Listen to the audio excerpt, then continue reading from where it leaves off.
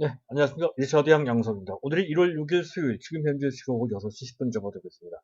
자, 결국에는 뭐 조정을 좀 안 받겠다 하는 뭐 그런 분위기에서 약간 벗어나 조정을 좀 받게 됐죠.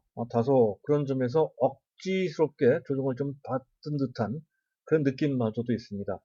자, 장중에 기세 좋게 3,000포인트를 돌파하는 그런 모습까지 나왔습니다만은 미국의 조지아 상원 결선 투표 이게 이제 악재가 좀 되는 것 같습니다. 그런 악재가 나오면서 초대규모의 외국인 기관들 매물들, 자, 이 매물들이 쏟아져 나오는 바람에 결국에는 조정을 좀 받았다는 건데요. 자, 눈에 띄는 것은 그 물량을 모두 일반 개인들이 다 받아줬다는 거죠. 무려 2조 원 넘게, 이것도 참 대단합니다. 순매수를 했다 하는 건데, 자, 금년 들어서 3거래일 동안 합계 3조 7천억 원이나 순매수를 하고 있습니다. 작년에도 어마어마했다 하는 건데, 월 평균 약 4조 원 정도 순매수했거든요. 그것을 단 3거래일 만에 모두 달성할 만큼 그렇게 어, 매수를 하고 있다는 것. 자, 상상을 초월할 정도의 매수 파워다라고 할 수가 있습니다. 이것은 일반적인 관점에서는 설명되지 않는 현상이죠. 이른바 자금의 재이동. 즉, 자, 우리나라 만성적인 가계 자산의 현재 불리한 구성, 어, 후진국형 구성에서 선진국형 구성으로 바뀌고 있는 그러한 변화와 관련되어 있다고 설명을 드리고 있습니다. 이에 따라서 코리아 디스카운트에서 벗어나 만성적 3,000포인트 이하의 박스권 장세에서 벗어날 수 있는 베이스, 비트를 현재 마련하고 있다라고 이제 설명을 드리고 있습니다.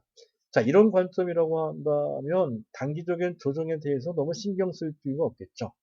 더군다나 전 세계 증시는 초이동성 환경을 맞이하고 또 강력한 경기 회복을 기대할 수 있는 상황이기에 더욱 그렇습니다. 어쨌든 그래도 단기적으로 봤을 때는 이것저것 매도 신호가 나오고 있는데요. 그 매도 신호가 조금 강한 편입니다. 그런 거를 우리가 살펴는 봐야 되겠죠. 왜 떨어지는지, 어느 정도 떨어지는지, 그 이유나 정도를 어느 정도 가능하고 있을 필요가 있을 것 같아서 그 점을 좀 설명을 좀 드릴 거고요. 자, 그리고 자, 우리의 종목 원타 플러스 4 했을 때 그 4에 해당되는 현대차, LG화학과 관련된 단신이 좀 있습니다. 재밌는 것은 LG화학이 1년 내 현재 198만 원까지 올라갈 수 있다라고 하는 그런 리포트가 나오고 있습니다. 그것을 잠깐 소개를 시켜드리는 시간을 갖도록 하고요. 자, 그리고 삼성전자 얘기인데요. 최근 외국인 기관들의 삼성전자에 대한 매도가 쏟아져 나오고 있기는 하지만 그러나 펀더멘탈 측면에서 봤을 때, 실적 측면에서 봤을 때는 계속 호재가 쏟아져 나오고 있는 그런 상태라는 것이죠. 이른바 호재 만발입니다. 자, D램의 슈퍼 사이클을 말씀드리고 있는데 D램뿐만 아니라 파운드리 슈퍼 호황 얘기가 나오고 있고요. 또 비메모리 핵심 분야인 AP, 자, 새로운 그 삼성전자의 스마트 갤럭시 시리즈에 들어가는 그 AP를 엑지노스라고 하죠. 자, 새로운 버전이 출시가 되고 있는데요. 자, 그것이 금년에는 그동안은 부진을 딛고 약진을 할 것이다라고 하는 그런 전망이 나오고 있습니다. 이것도 참 상당한데요. 이런 정도라고 한다면 재반 부분의 약진에 따라서 삼성전자의 영업이익이 금년 일반적인 목표치 45조를 넘어 50조가 넘어가는 어떤 상황이 결과를 만들 수 있지 않을까. 어게인 2018이 될 것 같습니다. 금년부터 시작해서 내년에 특히 꽃을 피울 것 같아요. 그랬을 때 삼성전 주가는 어떻게 될지 참 그 점 상당히 기대가 됩니다. 자, 그런 내용을 좀 말씀을 드릴까 합니다. 자, 순서에 맞춰서 말씀을 드릴 건데요. 그 전에 간단하게 안내 말씀드릴 겁니다. 제가 말씀드리고 있는 그 내용과 관련돼서 또는 저희가 제공하는 정보 서비스와 관련돼서 문의사항이 있으시면 보고 계신 화면의 우상단에 문의사항 연락처 053이 나가고 있죠. 이쪽으로 연락을 주시면 되겠습니다. 자, 순서에 맞춰서 일단 이슈부터 점검을 해야 되겠는데요.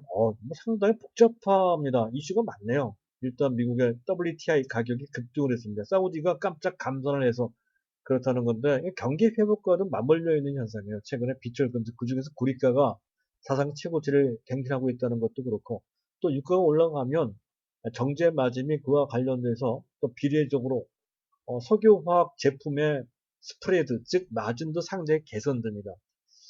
자, 이 부분은 중국 경기와 관련되어 있기도 하고요. 또 우리 종목 LG화학의 캐시카우 석유화학 부분 또 하나솔루션도 마찬가지죠. 그래서 이 두 업체의 지난 3분기 실적도 좋았지만 금년 4분기 거쳐 내년도 실적도 굉장히 이 부분 좋을 것 같아요.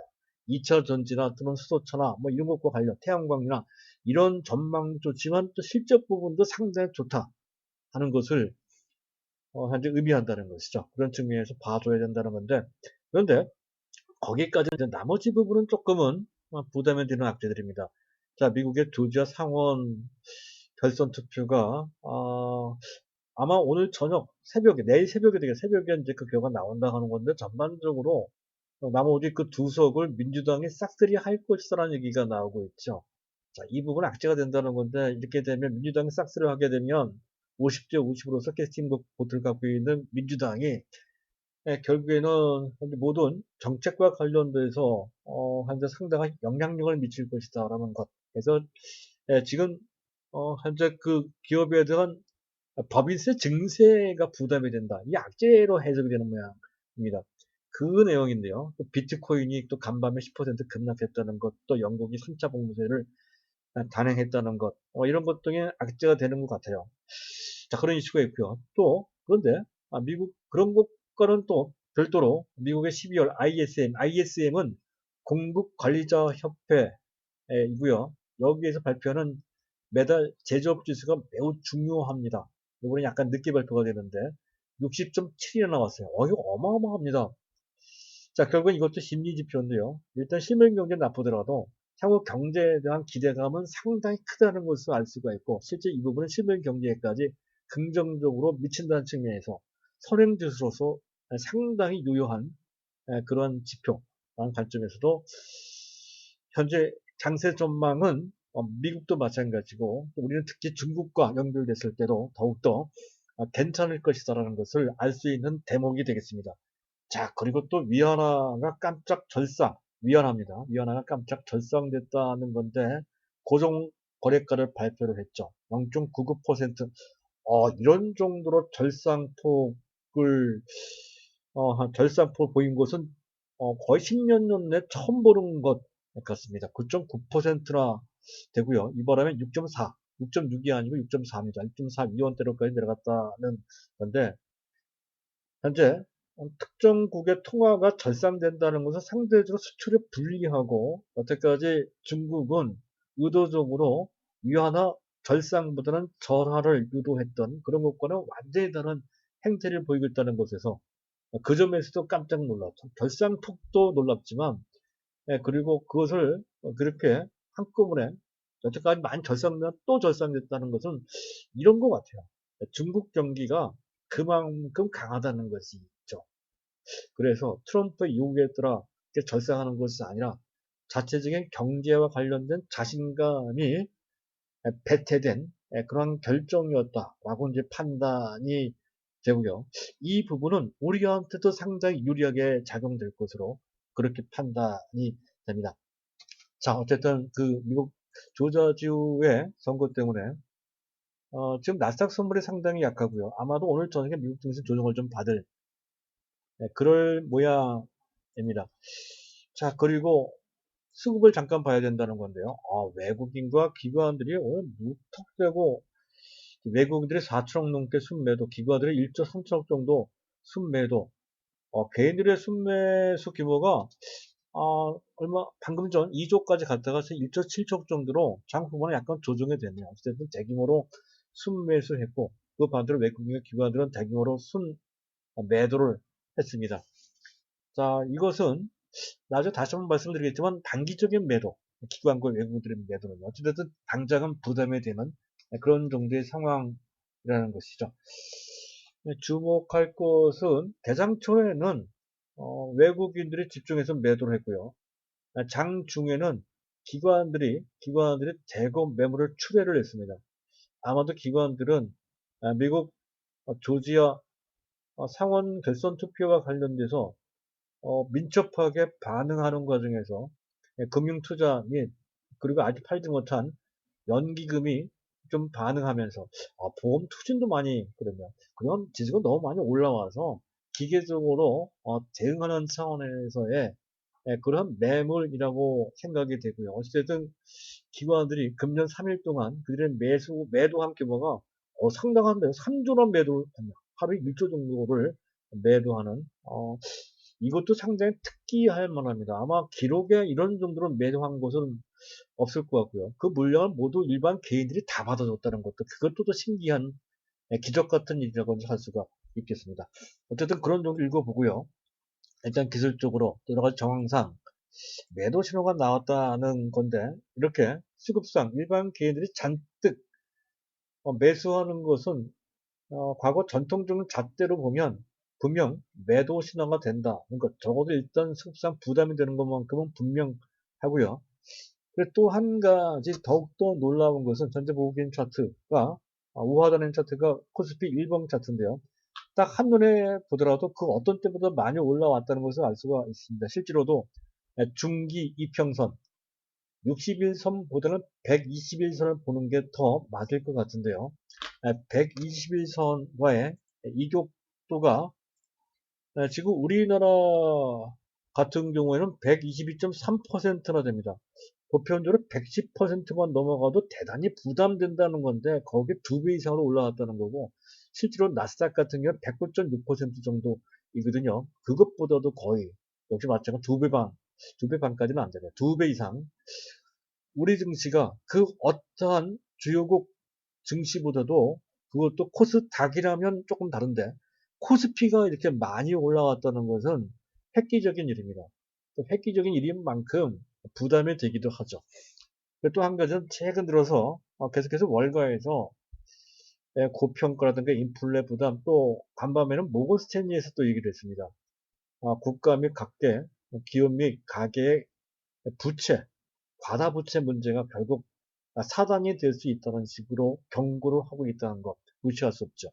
비트코인 간밤에 10% 급락했다는 것도 문제가 이 점도 좀 말씀드렸어요. 그리고 그리고 기관들이 그렇게 특히 연기금, 보험, 투신까지 중기적으로 현재 투자를 하는 그런 기관들마저도 장중에 급매물을 내놨다는 것은 그만큼 지금 과도하게 많이 올라왔다는 것을 뜻하는 거죠. 이런 것만 보면 조정의 깊이가 좀 깊고 조정의 기간도 좀 길어질 것 같은 약간은 약간은 좀 언짢은 듯한 그런 느낌을 좀 받게 되기도 합니다. 근데 크게 걱정할 필요까지는 없을 것 같습니다. 일단 조지아 선거 문제는 이미 다 알고 있었던 여론을 통해서 이미 어느 정도 그렇게 될 수 있다는 것을 알고 있었던 악재입니다.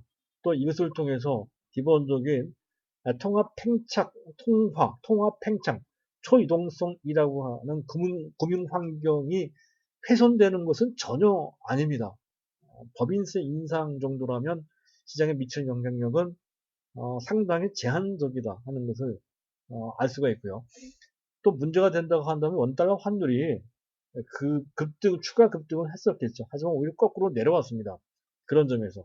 또, 삼성전자가 어떤 펀더멘탈상의 문제, 또 평가상의 어떤 문제가 있다라고 했을 때에는 하이닉스도 같이 매도를 했었어야 되는데, 실제로 외국인들의 매매 행태를 보면 전혀 그렇지가 않죠. 현재 보고 계신 화면에 이제 우상단에 보면 하이닉스의 외국인들의 수급을 한 일별 수급을 막대 그래프로 그린 그림이 나오고 있습니다. 지금 나흘 연속 비교적 큰 규모로 순매수하고 있죠. 삼성전자의 디램 부분이 적어도 나쁘지 않다. 오히려 좋다는 것을 설명하는 거거든요. 따라서 삼성전자 펀더멘탈 문제가 아니라 시장 문제로 시장의 대표격인 삼성전자를 단기로 집중했다는 건데 그 얼마나 집중됐냐 하면 시장 전체에서 불과 8천억 정도를 순매도했는데 삼성전자 본주만 1조 4천억 정도 3일간 매도를 했다는 것이죠. 우선주까지 포함하면 1조 7천억 정도나 됩니다. 삼성전자를 제외한 시장 전체를 본다면 오히려 거꾸로 순매수한 거나 마찬가지라는 것이죠. 유독 삼성전자를 타겟으로 해서 매도했다는 것을 알 수가 있는데 그것은 삼성전자를 우리의 시장 전체로 동일시하는 그들의 행태 때문에 그렇습니다. 그것은 프로그램 매매를 통해서도 알 수가 있죠. 프로그램 매매가 비차익 차익 다 합계해서 8,700억 원이 쏟아져 나왔다는 것. 어차피 선물과 연계됐든 연계되지 않은 비차익이든 그것이 프로그램 매매라고 한다면 단기 성향을 갖고 있는 그러한 수급입니다. 그래서 그건 단기 성향으로 매도한 것을 알 수가 있는 것이고요. 또 한 가지 재미있는 것은 이거 보고 계신 화면에 왼쪽 상단에 선물 수급과 관련된 외국인 및 기관의 꺾은 선 그래프가 하단 부분, 중앙 부분에 나타나고 있습니다. 빨간 선이 외국인들의 선물 포지션, 금일 중 선물 포지션을 어떻게 가져갔는지를 보여주는 건데 매도를 늘리다가 오후 1시 반 조지아 선거 결과가 불리하게 진행된다는 것이 나올 때 그때쯤에 거꾸로 그 물량을 걷어들이는 그러한 스탠스를 보였다는 거죠. 만약에 이게 문제가 되고 조정에 더 깊어진다고 했을 땐 여기서 더 때리죠. 지수가 내려가는 쪽으로 말이죠. 그런 모습은 아니었습니다. 걷어들였고요. 바로 이것 때문에 예상하지는 못했는데요. 베이시스가 상당히 좋네요. 1.32. 이거 콩탱고가 나오는 작년 코로나가 발발됐을 때, 문제가 됐을 때 3월달 이후에 계속 마이너스였던 것이 이렇게 노골적으로 플러스 1.32. 물론 이례적인 거는 같아요. 근데 어찌됐든 지금 뭔가 이런 것이 큰 문제는 되지 않을 수 있기 때문에 그래서 이런 정도로 이례적이라도 나온 것이다 판단돼서 이 부분도 현재 상황에 근본적으로 큰 문제가 되지 않는다는 것을 어느 정도는 설명해 주는 현상으로 해석될 수가 있습니다. 그래서 기본적으로 뭐 앞서 얘기했던 그런 부분 대변화 뭐 이런 거 자산의 그 가격 구성이 대변화되고 있다는 것을 바탕으로 봤을 때 당연히 그렇지만 단기적으로 봤을 때에도 이 조정의 깊이나 길이가 길고 깊지 않다는 것을 어느 정도 해야 될 수가 있다는 것이죠. 그런 점에는 걱정할 필요가 없겠고요. 자, 그리고 이제 이거 얘기해야 되겠죠. 일단 LG화학과 현대차인데요. 이왕이면 이제 그 차트를 올려놓고 말씀을 드릴 겁니다. 현대차인데요. 3% 정도 조정을 좀 받긴 받았네요. 현대차가 중국의 수소연료 전지, 수소연료를 생산할 수 있는 공장을 건립하겠다라는 얘기가 나오고 있죠.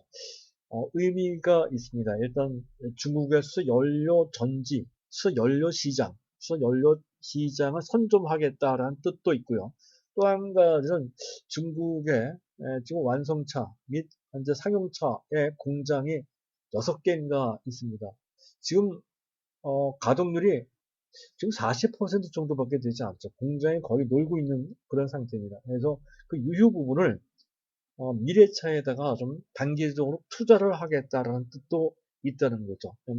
다중 복합적인 의미가 있고요. 이것도 괜찮은 선택으로 판단이 됩니다. 현대차 그런 부분에서 이 부분은 긍정적이다 하겠고요. 또 한 가지는 이제 그 LG화학이죠. LG화학의 차트를 올려놓고 말씀을 드릴까 합니다. 자, LG화학에 관해서 흥국증권에서 나온 그런 얘기인데요. 198만원까지 상승할 것이다. 이건 목표 가격이 아니고 목표 가격이 아니고 그렇게 올라갈 가능성을 언급한 그런 리포트가 되겠는데요. 일단 먼저 전통 가치 판단의 기준, 가령 PER이나 또는 EV, 에비타 같은 그러한 판단 기준을 적용해서는 안 된다는 거죠. 성장주이기 때문에 그렇다는 것이고요. 특히 주목할 것은 중국의 CATL이 현재 시총 158조인데 LG화학은 불과 62조 정도밖에 되지 않습니다. 자, CATL에 비해서 LG화학은 형편없이 상대적으로 좀 저평가되어 있다는 것을 지적하고 있다는 거죠. 현재 여러 가지 측면, 특히 기술력 측면에서 지금 CATL은 아직도 LFP 방식으로 하고 있거든요. 또 LG화학은 NCM 방식을 넘어 좀 차세대 전지를 이끌어지는 NCMA 방식으로 해서 그 에너지 밀도가 한 단계, 두 단계 훨씬 더 높아지고 있는 그런 상태에서 완전 CATL을 압도하고 있는 상태이며 또 생산 캐파, 생산량 측면에서 봤을 때도 LG화학이 거의 현재 30% 내지 심지어 60% 정도 능가하고 있는 상태라는 것도 또한 그렇고요. 또 거래처 측면에서 볼 때 CATL은 자국 내 로컬 기업에 절대적으로 의존하고 있는 것에 비해서 LG화학은 글로벌 전체 유럽 및 미국 심지어 테슬라한테까지 공급할 수 있는 그 저변이 상당히 넓다는 것이죠. 그런 측면에서 이 한 가지 측면에서 이제 LG화학이 CATL에 지금 뭡니까 그 시가총액이 지금 40%밖에 안 된다는 것은 말이 안 됩니다. 말이 안 된다는 거예요. 그래서 아마 그 점을 적시한 것 같고요. 그랬을 때 198만 원까지 올라갈 수 있는 그런 배경, 저변, 가능성이 있다는 것을 설명하는 것 같습니다. 일리가 있고요. 우리 목표 가격은 단기적으로는 120만 원, 최하 120만 원 될 때까지 절대 팔지 말자 했던 건데 사실은 그 이상이죠. 150만 원 이상 계속 가지고 가자 하는 관점으로 연장해서 같이 보시면 될 것 같고요. 자, 그리고 이제 마지막으로 삼성전자인데, 역시 이제 삼성전자 주가를 올려놓고 말씀드리는 게 조금 도움이 될 것 같습니다. 자, 증권가에서 삼성전자의 12개월 선행 목표 주가를 줄줄이 상향 조정하고 있다는 건데, CLSA에서 9만원에서 11만원, 하나투자금융에서 8만 6천원에서 11만 1천원. 자, 이 정도는 약과죠. 이 정도와 관련돼서 저는 훨씬 전부, 저는 1년 넘은 것 같습니다. 재작년 11월 달부터 삼성전자를 추천했었고요. 그때부터도 삼성전자 10만 무조건 넘어간다고 제가 말씀을 드린 바 있었죠. 최근 들어 1년 목표 가격을 정할 때에도 단순히 12만원 정도가 아니라 그 이상 15만원까지도 가능하다 이렇게 설명을 드리고 있습니다. 또 한 가지 지적할 것은 디램가 전망을 금년 작년 대비 15% 정도 그 디램 가격이 올라갈 것이다라고 전망하고 있다는 건데 이거는 좀 달리 봐야 됩니다. 보편적으로 봤을 때 그렇게 볼 수 있겠으나 이게 진입장벽이 높은 장치 산업의 특성상 한번 바람을 타게 되면 상당히 빠른 속도로 기록이 급등한다는 거죠. 15% 정도가 아니라 50%, 심지어는 2배 이상, 그것도 짧은 기간 내 그 가격이 급등할 수 있다는 거죠. 만약 그것이 실현된다라고 했을 때에는 디램 부분에서 만약 영업이익 규모가 2018년도 사상 최고치 44조를 넘어서 디램 부분에서만 50조가 넘어가는 상황에 나올 수 있다는 건데 금년은 어렵겠지만 내년 정도에 가능하고 만약에 그렇게 된댔을 때 전체 영업이익 규모가 사상 최고치 59조를 넘어서 60조가 넘어가는 수순이 원래는 5년 후 정도로 봤던 건데 내년 당장 나올 소지가 좀 있어 보입니다. 이런 부분에서 좀 달리 볼 필요가 있다는 거고요. 자, 그리고 또 한 가지 반도체, 디램이 슈퍼호황이 온다, 슈퍼사이클 온다고 했는데 파운드리 부분도 슈퍼호황이 온다고 하죠. 시스템 반도체, 특히 코로나 국면을 맞이해서 시스템 반도체 수요가 여기저기서 DDI, 드라이버, 그러니까 디스플레이 구동칩입니다. PMIC, 이런 이제 전력 관련 반도체입니다. 이쪽에서 주문이 세도하고 있다고 하죠. 그리고 외 자동차용, 또 뭐 AI용 NPU, CIS는 이미지 센서, 그리고 AP 앞에서 말씀드렸죠. AP 부분, 이런 부분 등에서 수요가 급증하고 있다는 건데, 공장을 풀 가동해도 모자란 정도고, 현재 지금 후선 순위에 있는 아날로그 반도체 8인치 웨이퍼 기준에 DB 하이텍의 공장은 100%풀 가동해도 그것도 모자란다고 하죠. 삼성전자 TSMC도 1년치 물량을 이미 다 받아놓고 그것을 소화하는데 바쁘다 할 정도로까지 역시 풀 가동되고 있는 상태라는 건데 주문을 내도 그 주문을 소화하지 못할 정도로까지 현재 펄펄 들어가고 있다는 것을 현재 지금 설명하고 있고요.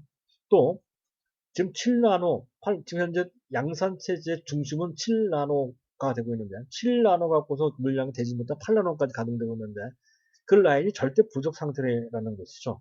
그런 상태라는 거.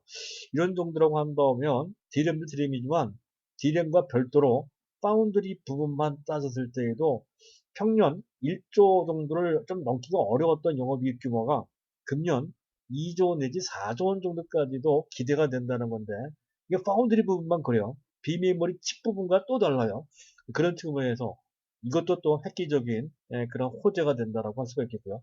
그리고 엑시노스 시리즈입니다. 삼성전자가 스마트폰에 두뇌 칩이라고 할 수 있는 AP, 어플리케이션 프로세서죠. 자체 삼성전자가 개발한 어플리케이션 AP는 엑시노스 시리즈라고 합니다. 엑시노스 시리즈. 2016년, 2017년도부터 개발, 시판하고 있는데 사실은 그 성과가 그게 썩 좋지 않았고, 최근작 2019년도에 개발 시판한 엑시노스 990, 9905 말이죠. 갤럭시 시리즈의 아예 채택조차 제대로 되지 못할 정도로 참패를 했던 그 주인공, 체면을 구긴 그 주인공이 바로 삼성전자가 개발한 엑시노스 990이었습니다. 근데 이번에 개발한 엑시노스 2100 내지 1080, 2100은 하이엔드급이고요. 1080은 고급형입니다. 근데 그중 하이엔드급 엑시노스 2100은 세계 최강이라고 일컬어지는 삼성전자 주 스마트폰에 채택되고 있는 스냅드래곤, 중국 업체들은 다 스냅드래곤을 채택하고 있죠. 이 스냅드래곤 888과 거의 대등한 성능과 기능을 갖고 있다. 그런데 가격 경쟁력은 엑시노스 2100이 낮다는 평가. 그래서 시장 점유율이 한때 16%, 최근에 12%까지 내려갔는데 다시 가파르게 올라갈 소지가 높다는 건데, 그전 16% 정도뿐만 아니라 20% 정도까지 올라가고 또 그 이상 올라가면 현재 29% 정도 시장 점유율을 기록하고 있는 퀄컴의 스냅드래곤을 맹렬하게 추격할 수 있는 그런 결과를 내놓을 수 있다.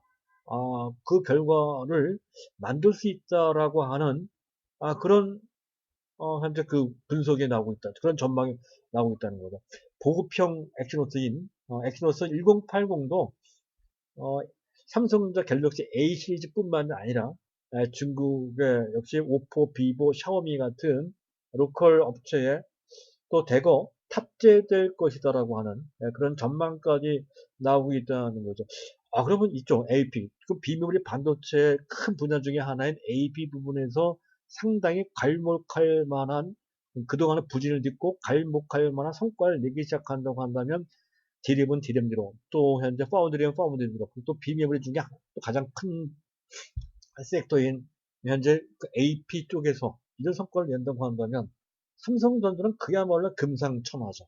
금상첨화입니다. 우리가 생각했던 것보다 더 빠르고 큰 폭으로 삼성전자의 펀더멘탈이 이렇게 크게 확대되고 있다는 것, 우리 목표가가 빠른 시간 내에 도달된다는 것을 이런 점에서도 충분히 감지할 수가 있을 것 같습니다. 따라서 최근 외국인들이 대거 삼성전자를 매도한다고 하더라도 거기에 일반 기관들이 대거 매도한다 하더라도 그게 굴하지 말고 그에 전혀 도전 갖지 마시고 계속 갖고 계시는 분들, 안 갖고 계시는 분들은 특히 이번에 조정을 받을 때 이용해서 더욱더 매수할 수 있는 기회로 삼아 보시길 바란다 하는 말씀을 드리면서, 자, 오늘 영상 여기서 마치도록 하겠습니다. 감사합니다.